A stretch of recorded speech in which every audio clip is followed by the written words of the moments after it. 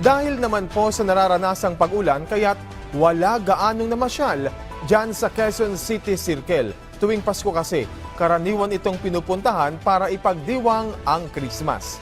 Ang update niyan sa Balitang Pambansa ni Isaiah Mirafuentes ng PTV Live. Isaiah. Maligayang Pasko, Alan. Nako, maulang Pasko ang sumalubong sa ating mga kababayan, pero tunay ngang wala pa rin tatalo sa Pasko ng Pinas. Matumal ang nagiging dating ng tao dito sa Quezon City Memorial Circle. Kung noon, isa ito sa pinakadinadagsang parke tuwing Pasko. Ngayon, dahil sa ulan, tila naging tahimik itong pasyalan. Pero mangilan-ngilan pa rin ang pinili na dito mamasyal dahil sa walang entrance fee dito. At plus may maayos pang CR.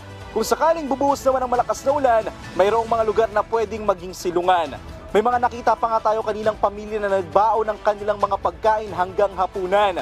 Mas masarap daw kasi ang lutong bahay at ibang feeling kapag sama-sama ang pamilya kung kumain ito.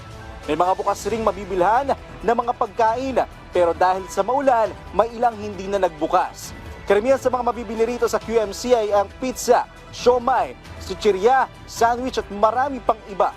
Mahigpit din ang pinatutupad na seguridad dahil sa pagroronda ng mga security guard dito. May mga naka-standby rin na medical team sakaling may mga ilangan ng medical attention. Alam pa rin tayo ng mahinang pag-ulan dito sa Quezon City Memorial Circle. Pero kung makikita mo yun sa aking likuran, halos wala pa rin katao-tao. Pero umaasa tayo na baka sakaling mamaya after mamasko ng ilang mga bata ay dito sila dumiretso sa parking ito. Natin muna ang update mula dito sa Quezon City. Mula sa PTV, Isaiah Mirafuentes, Balitang Pambansa.